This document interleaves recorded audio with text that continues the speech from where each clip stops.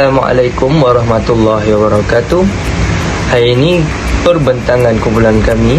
Tajuk perbentangan kumpulan kami adalah aplikasi kaedah fiqh dalam ibadah haji dan umrah. Saya Muhammad Nur Haikal Hayazi bin Abdullah dari kelas DPHU 5A, nombor metrik DHU 2020-25537 akan memulakan perbentangan ini. Okey, apakah yang dimaksudkan dengan kaedah fiqh ibadah haji? Okey, kaedah fiqh. Kaedah membawa maksud hukum kuli yang dipraktikkan ke atas keseluruhan masalah juziah atau bahagian-bahagiannya. Maksud fiqh pula yang berasal daripada perkataan al-fiqh yang membawa maksud kefahaman. Okey, seterusnya maksud bagi haji dan umrah. Haji adalah mengunjungi Baitullah di Mekah pada bulan-bulan haji sahaja, manakala umrah pula mengunjungi Baitullah di Mekah pada bila-bila masa. Okey, seterusnya aplikasi kaedah fiqh dalam ibadah haji dan umrah. Okey, aplikasi yang ada dekat poster kami mempunyai 5 saja.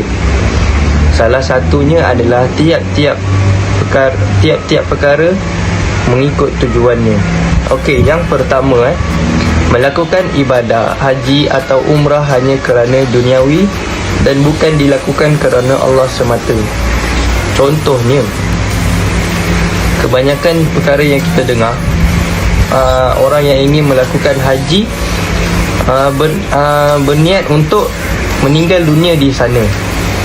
Ada juga yang selepas daripada haji, mereka membangga-banggakan gelaran Pak Haji tersebut. Niat ini sepatutnya kita perlu perbetulkan, kerana tujuan kita mengerjakan haji adalah untuk mendapat haji mabrur, iaitu haji yang diterima Allah. Niat amatlah penting ketika kita ingin melakukan ibadah supaya amalan kita diterima Allah Subhanahu Wa Taala. Okey, yang kedua pula adalah melepasi sempadan miqat tanpa berniat ihram. Niat ihram merupakan salah satu rukun wajib haji yang perlu diselesaikan. Maka wajib ke atasnya untuk menyelesaikan ibadah tersebut. Niat ihram ini dilakukan ketika berada di miqat atau sebelum melepasi sempadan miqat tersebut, kerana ia merupakan tempat yang telah ditetapkan untuk berniat ihram. Jemaah yang tidak berniat ihram boleh dikenakan dam. Akan tetapi, jika dam juga boleh digugurkan jika para jemaah tersebut kembali semula ke tempat ihram dan berniat ihram. Okey, akhir sekali, yang ketiga ialah melaksanakan sa'i hanya berjalan sahaja dari Bukit Safa ke Bukit Marwah dengan tanpa tujuan. Okey, seperti yang kita tahu, peristiwa Bukit Safa dan Bukit Marwah ini adalah daripada Nabi Ismail ketika baginda kecil lagi.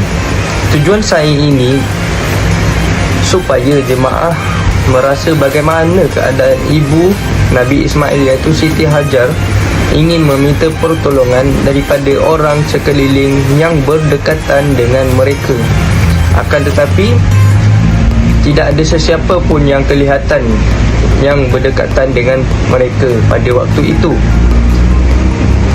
Peristiwa ini juga terdapat wujudnya air Zam-Zam daripada hentakan kaki Nabi Ismail itu.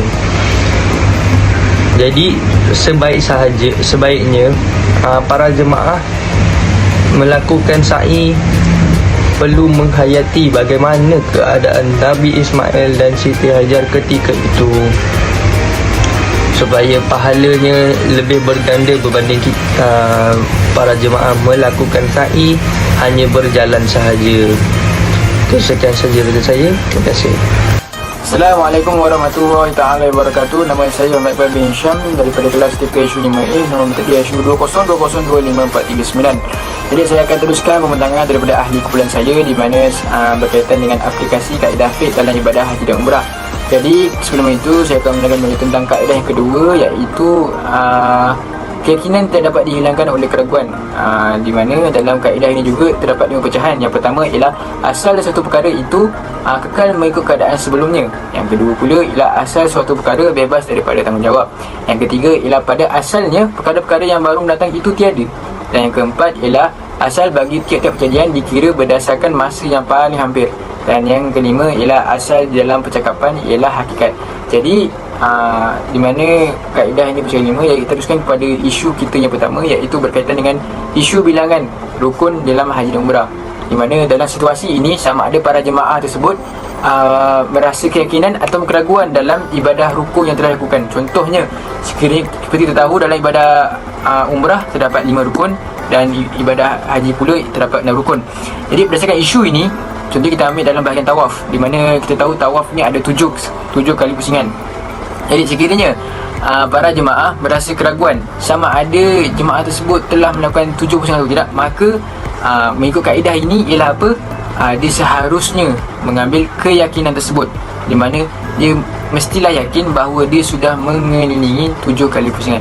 Dan sekiranya dia merasa keraguan juga, maka diperlulah tambah 1 kali pusingan untuk menghilangkan rasa keraguan tersebut. Jadi kalau kaedah ini, kalau kita rasa yakin kita sudah melakukan 7 pusingan, maka kita yakinlah, janganlah kita merasa keraguan pada bilangan tersebut. Jadi kita teruskan dengan isu yang kedua pula, iaitu berapakah sekurang-kurangnya kadar tempoh wajib mabit di Mina menurut mazhab Imam Syafi'i. Okey, seperti mana kita tahu, wajib mabit di Mina ini adalah salah satu perkara wajib yang harus dilakukan dalam ibadah haji. Jadi kalau kita tahu, waktunya ialah daripada terbenam matahari sehingga terbit fajar pada hari-hari tasyrik, iaitu 11, 12 dan juga 13 Zulhijjah.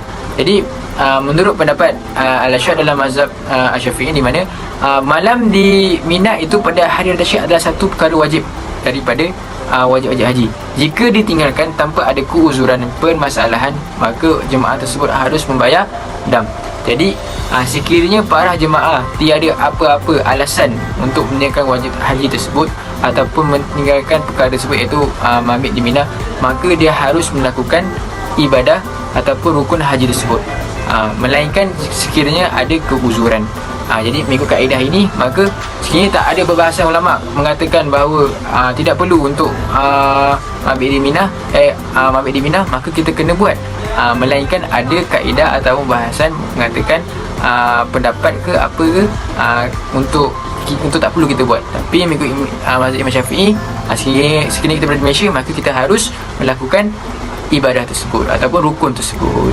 Jadi kita teruskan dengan isu ketiga pula, di mana jika jemaah haji itu bertahlul awal dengan mengerjakan tawaf ifadah, sa'i dan juga bergunting ataupun bercukur, adakah perlu jemaah haji berkenaan bergunting atau bercukur sekali lagi untuk tahlul sani selepas melontar jamrah al-aqabah? Jadi apakah hukum bergunting atau bercukur untuk tahlul sani tersebut?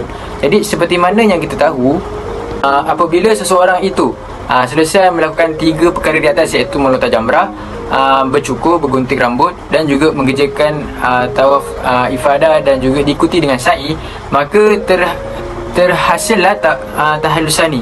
Jadi menurut ijma' ulama ialah dihalalkan baginya baki daripada perkara-perkara dilarang ketika berihram. Jadi menurut Imam Al-Khattab Asy-Syabini mengatakan bahawa apabila melakukan yang ketiga-tiga perkara tersebut, iaitu selepas dan perkara tersebut, maka terhasillah tahallul sani dan dihalalkan baginya baki daripada perkara-perkara dilarang ketika berihram menurut sepakat ulama.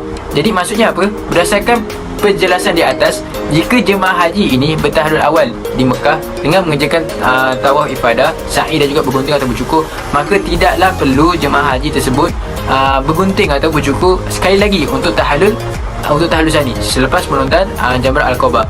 Jadi kerana dia apa? Kerana dia pun telah melakukannya. Jadi melainkan jika dia belum bercukur, umpamanya dia melontar jamrah al-Aqabah kemudian bertolak ke Mekah untuk tawaf, dan diikuti dengan sa'i, maka terhasillah tawaf tu, tahallul awal. Jadi selepas itu jemaah haji perlu bergunting atau bercukur untuk melaksanakan tahallul sani. Jadi sekiranya dia dah lakukan terlebih awal, maka tidak perlu dia hendak mengulang lagi bercukur tersebut, melainkan sekiranya dia belum melakukan cukur ataupun bergunting lagi. Jadi itu saya. Jadi saya teruskan untuk pembentangan yang seterusnya. Assalamualaikum warahmatullahi wabarakatuh. Saya Nurul Nabi Hamidi Said akan mengupas tentang kaedah yang ketiga yang berkait rapat tentang aplikasi kaedah fiqh dalam ibadah haji dan umrah, iaitu kesukaran mendatangkan kesenangan. Antara permasalahan yang sering kali timbul dan memerlukan perhatian penting ialah masalah hukum wuduk akibat persentuhan antara lelaki dan perempuan semasa tawaf. Terdapat beberapa pendekatan yang diambil, antaranya yang pertama, mengambil penyelesaian menurut Qaul Azhar, iaitu pendapat yang kuat bagi mazhab Asy-Syafi'i adalah batal orang yang menyentuh dan orang yang kena sentuh sama ada dengan sengaja ataupun tidak sengaja. Kedua, mengambil pandangan Muqabil Al-Azhar, iaitu pandangan yang berlawanan dengan Qaul Azhar yang mengatakan adalah batal yang menyentuh dan tidak batal orang yang kena sentuh. Yang ketiga pula, anjuran bertaklid kepada mazhab lain, iaitu mazhab Hambali sebagai alternatif menyelesaikan batal wuduk semasa tawaf. Antara faktor yang menjadi asbab terbatalnya wuduk ialah keutamaan ruangan tertentu, jarak serta masa untuk melaksanakan tawaf turut mempengaruhi kesesakan. Justru dalam Muzakarah ke-8 tahun 1942, kalangan dan saranan untuk bertaklid dengan mazhab lain dipilih sebagai alternatif mengatasi masalah batal wuduk dalam kalangan jemaah dengan syarat mereka hendaklah mengetahui syarat, rukun dan perkara-perkara yang membatalkan wuduk bagi mazhab yang dipilih. Jelas, keharusan ini masih terikat dengan keadaan darurat atau wujudnya masyaqqah, yakni kesukaran. Permasalahan haid dan istihadah bagi wanita juga sering menjadi isu dan perlu dititik beratkan oleh jemaah wanita. Haid tidak menghalang wanita daripada mengerjakan semua rukun dan wajib haji atau umrah kecuali tawaf di Baitullah. Aisyah meriwayatkan, kami keluar dari Madinah menuju ke Mekah untuk menunaikan haji. Apabila kami tiba di Sarf, aku didatangi haid. Rasulullah SAW masuk menemuiku ketika aku sedang menangis dan baginda bertanya, mengapa kamu menangis? Adakah kamu didatangi haid? Aku menjawab, ya. Maka baginda bersabda yang bermaksud, sesungguhnya perkara ini, yakni haid, sudah ditentukan Allah ke atas anak perempuan Adam. Maka tunaikanlah apa sahaja yang biasa dikerjakan oleh seseorang yang mengerjakan haji kecuali tawaf di Baitullah sehingga kamu suci. Hadis riwayat Sahih Al-Bukhari. Berdasarkan hadis itu, amalan selain tawaf seperti berniat haji atau umrah, wukuf di Arafah, sa'i, mabit di Muzdalifah dan melontar jamrah boleh dilaksanakan. Wanita yang didatangi haid ketika mengerjakan haji tamattu', iaitu sebelum berniat ihram, dia didatangi haid, maka dia hendaklah berniat ihram seperti biasa selepas melaksanakan sunat-sunat ihram seperti mandi dan lain-lain kecuali solat sunat ihram. Kemudian dia hendaklah menunggu hingga suci barulah disempurnakan umrah. Jika haid berterusan sehingga tiba waktu wukuf, hendaklah dia berniat ihram haji dan jadilah hajinya haji qiran dan diwajibkan dam qiran. Jika haid berterusan hingga tiba waktu berangkat keluar dari Mekah, dia mestilah menunda tarikh keberangkatan sehingga dia suci dan mengerjakan tawaf rukunnya. Jika keberangkatan tidak boleh ditangguhkan dan jemaah terpaksa berangkat segera, maka apabila sampai ke negerinya, dia hendaklah melakukan tahallul ihsar dengan menyembelih seekor kambing dan bergunting dengan niat tahallul, yakni tahallul ihsar. Tawaf ini dan amalan lain yang belum selesai wajib dilaksanakan pada masa akan datang. Berdasarkan Imam Syafi'i, darah yang keluar berselang hari tidak melebihi 15 hari 15 malam adalah dikira darah haid. Darah yang keluar selepas itu, iaitu selepas hari ke-15, tidak lagi dikira haid, sebaliknya ia darah istihadah. Menurut Imam Syafi'i lagi, tempoh bersih antara haid itu, yakni dikenali sebagai fatrah naqah, dikira tempoh suci dan sah amal ibadatnya dengan syarat tempoh suci itu melebihi 24 jam.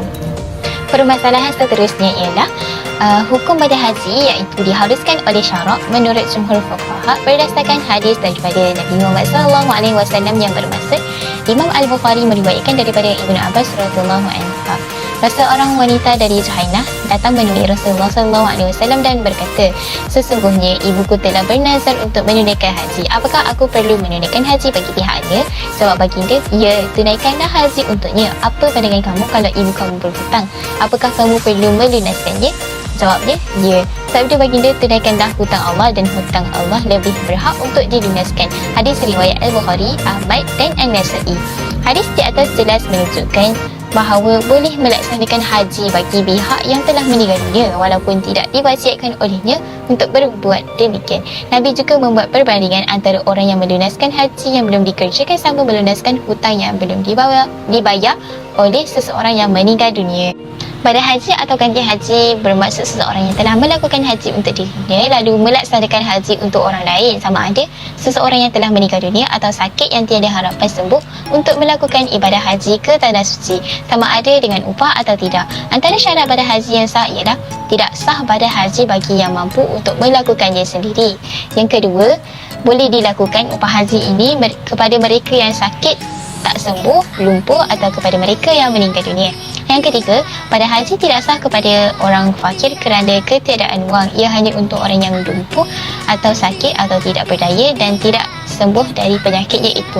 Dan yang keempat, tidak harus seseorang itu melakukan ibadah haji kepada orang lain kecuali dia telah menunaikan haji untuk dirinya sendiri. Kesimpulannya, hukum mengupah haji kepada mereka yang telah meninggal dunia yang tidak sempat untuk menunaikan haji ketika masih hidup adalah diharuskan syarak. Namun terlebih afdal waris sendiri yang melaksanakan upah haji bagi seseorang yang meninggal dengan syarat yang telah disebutkan tadi. Sekiranya tiada waris terdekat barulah boleh mengupah orang lain melaksanakannya berdasarkan syarat-syarat yang disebutkan tadi. Sekian itu saja daripada saya. Saya akan serahkan kepada rakan saya. Bismillahirrahmanirrahim. Assalamualaikum warahmatullahi wabarakatuh. Nama diberi Faiz Mustaqim bin Bojeng di HU 20202547. Saya akan menerangkan mengenai kemudaratan yang dihilangkan atau dihindarkan dalam aplikasi ibadah haji umrah. Yang pertama ialah penangguhan ibadah haji umrah wajar dari adab fiqah. Menurut pengarah Pusat Kajian Pengurusan Pembangunan Islam yakni ISDEF, Prof. Madya Dr. Syahir Akram Hassan berkata kerajaan boleh membuat keputusan seperti itu dengan mengambil kira kemudaratan yang bakal dihadapi semasa mengerjakan umrah dan risiko selepas kembali ke tanah air meskipun ada pihak mempertikaikannya kerana Arab Saudi tidak mengambil tindakan sedemikian. Justru itu dari sudut fiqah, kerajaan boleh menghalang perjalanan umrah walaupun ada yang mempertikaikannya sekiranya Arab Saudi tidak bertindak sedemikian. Selain itu, dalam menunaikan ibadah umrah ini, jemaah seharusnya berpegang pada konsep takdir dan rezeki. Kalau ia belum sampai, ia tidak akan sampai pada masanya. Pada masa yang sama, kita mahu merapatkan hubungan dengan Allah SAW sama ada bukan di Mekah ataupun di Madinah. InsyaAllah kita sama-sama mendapatkan takwa Allah SAW. Seterusnya, mazhab Syafi'i mengatakan umrah itu wajib, tetapi wajib sekali seumur hidup. Namun ia boleh ditangguhkan dan tidak perlu serta-merta dilakukan. Percayalah Allah SAW mengetahui niat dan kesungguhan kita yang ingin mengerjakan ibadah haji dan umrah. Selain itu, banyak dalil yang boleh diutarakan berkenaan larangan Allah SAW kepada hambanya untuk memudaratkan diri sendiri seperti sepotong ayat Al-Quran yang melarang kita mencampakkan diri ke dalam kebinasaan. Saya akan membaca ayat Al-Quran, sepotong ayat Al-Quran. A'udzu billahi minasy syaithanir rajim. Bismillahirrahmanirrahim. Wa anfiqu fi sabilillahi wa la tulqu bi aydikum ila tuhlakati wa ahsinu innallaha yuhibbul muhsinin. Maksudnya, dan belanjakanlah, yakni harta bendamu di jalan Allah, dan janganlah kamu menjatuhkan dirimu sendiri ke dalam kebinasaan, dan berbuat baiklah kerana sesungguhnya Allah menyukai orang-orang yang berbuat baik. Seterusnya, berkenaan kesan pandemik COVID-19 terhadap ibadah haji umrah. Pandemik COVID-19 memberi kesan pada ibadah haji umrah, yakni rukun kelima dalam rukun Islam. Ketika musim haji pada setiap tahun, jutaan umat Islam dari seluruh dunia mengunjungi kota Mekah dan Madinah selama seminggu. Pada tahun 2019, lebih daripada 2,400,000 umat Islam menunaikan ibadah haji. Akibat sifat COVID-19 yang mudah menular ini, Kementerian Haji dan Umrah Arab Saudi menyarankan umat Islam untuk menunda ibadah hajinya sehingga pandemik COVID-19 ini berjaya dikawal. Meskipun demikian, pada tahun 2020, Menteri Haji dan Umrah membenarkan warga negara asing yang berada di Arab Saudi untuk menunaikan haji. Meskipun demikian, warga asing yang tidak berada di Arab Saudi masih tidak dibenarkan untuk menunaikan haji atas sebab dan pencegahan penularan COVID-19. Di samping itu, apabila umat Islam yang ingin pergi ke haji dan umrah harus dilengkapi dengan 3 dos. Hal ini demikian kerana apabila mereka mempunyai dos yang mencukupi, dos yang dilengkapi, peratusan untuk terjebak dengan wabak COVID-19 itu lebih rendah. Akhir sekali, kos ibadah haji umrah naik disebabkan pandemik COVID-19. Kos pelaksanaan ibadah haji yang dijangka meningkat tidak dapat dielakkan kerana mengambil kira beberapa aspek termasuk prosedur operasi standard yakni SOP yang ditetapkan oleh Kerajaan Arab Saudi. Pengerusi Andalusia Travel and Tours Sedan Berhad yakni Datuk Muhammad Daud Cik Ngah berkata kenaikan kos memangnya dijangka khususnya atas faktor kos penginapan dan kawalan pergerakan jemaah. Assalamualaikum warahmatullahi wabarakatuh. Nama saya Khairul Aiman Abdul Rahim daripada kelas TPSU 5A bernombor matrik DSU 2020256. Seterusnya saya akan menerangkan tentang adat yang diakui di dalam ibadah haji dan juga umrah. Seperti mana yang kita ketahui, adat diambil daripada perkataan Arab iaitu al-adah, yang bermaksud sesuatu perkara yang diulang berkali-kali sehingga ia menetap ataupun sebati dengan jiwa manusia dan dapat diterima. Manakala uruf pula ialah sesuatu perkara yang dikenali oleh masyarakat ataupun manusia dan ia menjadi kebiasaan untuk mereka mematuhinya dari segi perbuatan ataupun percakapan, serta juga perkara-perkara yang mereka tidak melakukan. Okey, seterusnya kita akan teruskan dengan poin pembentangan yang pertama, iaitu berkaitan dengan tujuan ataupun niat para jemaah haji dalam menunaikan ibadah haji dan juga umrah. Seperti mana yang kita ketahui, tujuan ataupun niat yang kita melakukan ibadah hanyalah untuk Allah Subhanahu Wa Taala. Jadi dalam isu ibadah haji dan juga umrah ini, sebahagian para jemaah mereka berniat hanya sekadar dari percakapan saja, tetapi tidak dari segi perbuatan. Sebagai contoh, setelah mereka tiba di tanah suci, setelah mereka melakukan ibadah tersebut, mereka lebih melakukan perbuatan dengan bersia-sia, berlancung, tidak melebihkan perbuatan mereka untuk beribadat kepada Allah SWT. Jadi kat situ kita boleh nampak di mana niat mereka tidak selari dengan apa yang mereka lakukan. Jadi poin yang kedua adalah dalam isu yang sama juga berkaitan dengan niat haji dalam ibadah haji dan umrah ini. Apa yang boleh dilihatkan dengan tujuan mereka melakukan ibadah haji dan umrah ini sekadar untuk melengkapkan rukun Islam yang kelima. Kat sini saya boleh terangkan di mana mereka melakukan ibadah tersebut hanya sekadar untuk melengkapkan rukun Islam yang kelima saja. Hal ini kerana rukun ibadah haji dan juga umrah syaratnya melakukan sekali dalam semua hidup. Oleh sebab itu, sebagai para jemaah haji melakukan ibadah tersebut dengan niat mereka untuk melengkapkan ibadah rukun Islam yang kelima. Hal ini juga telah menjadi satu adat bagi setengah bangsa juga di Malaysia, di mana masyarakat ataupun orang Islam di seluruh negara mereka melakukan ibadah tersebut hanya untuk melengkapkan ibadah rukun Islam yang kelima. Jadi mereka tidak sebetul-betulnya pergi ke tanah suci untuk melakukan ibadah tersebut hanya kerana Allah SWT. Okey, seterusnya kita akan meneruskan dengan poin pembentangan yang kedua, iaitu dari sudut pemakaian. Jika nak diceritakan dari sudut pemakaian ini, ianya berbeza mengikut adat, tempat dan juga bangsa.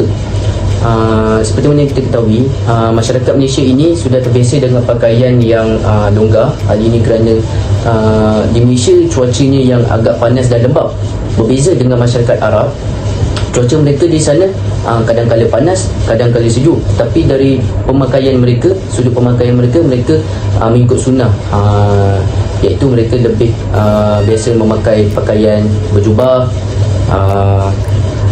pakaian yang bagi lelaki mereka memakai jubah, kopiah, serban, selipar, capal dan sebagainya. Bagi perempuan pula mereka banyak lebih memakai kepada telekung dan juga jubah perempuan lah. Jadi dalam isu ibadah haji dan umrah ini, apabila jemaah Malaysia sampai ke Tanah Suci, ada setengah daripada mereka mengikut budaya pemakaian yang dilakukan oleh masyarakat Arab. Jadi dan juga ada setengahnya para jemaah haji yang datang dari Malaysia,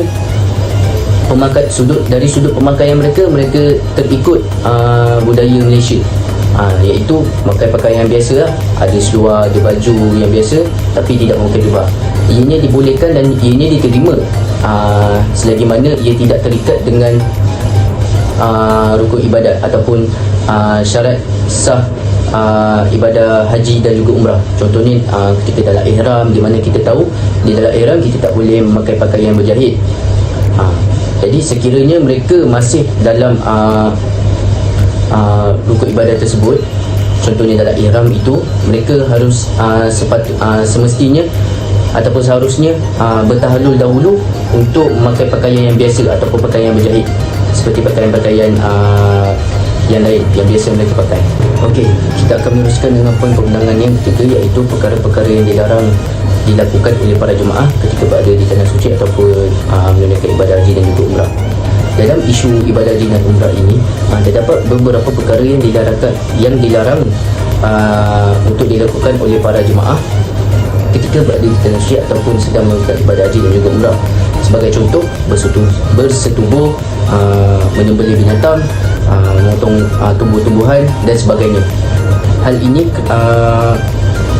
dapat beberapa perkara yang dilarang tersebut ianya sudah menjadi adat ataupun kebiasaan bagi para jemaah untuk melakukan perkara tersebut di negara mereka sendiri. Jadi di dalam isu ini ada setengah para jemaah yang tetap melakukan perkara tersebut kerana mereka tahu ianya apabila melakukan perkara tersebut mereka hanya perlu membayar dam sekiranya mereka melakukan perbuatan tersebut. Jadi ianya tidaklah membatalkan ibadah haji yang mereka lakukan, tetapi hanya sekadar membayar dam saja. Oleh sebab itu mereka tetap melakukan perkara tersebut atas sebab mereka sudah terbiasa melakukan perbuatan itu di negara mereka sendiri. Okey, akhir kalam daripada perbincangan kumpulan kami ini, apa yang dapat kita pelajari daripada kaedah fiqh ini, kaedah fiqh ini dapat diaplikasikan bukan sahaja pada ibadah seperti ibadah haji, ibadah puasa, ibadah solat, namun ianya juga dapat diaplikasikan di dalam kehidupan seharian kita. Jadi ianya bertujuan untuk kita mengetahui setiap taluk kita itu adakah ianya dibenarkan ataupun tidak dibenarkan. Juga kita dapat mengetahui sama ada kita boleh dapat dengar daripada para ulama punya pendapat tentang kemaslahatan yang berlaku di sekeliling kita. Okey, ini adalah poster kumpulan kami. Di dalam poster tersebut kami telah meletakkan kesemua kaedah fiqh yang telah kami pelajari daripada kaedah yang pertama sehinggalah kaedah yang terakhir.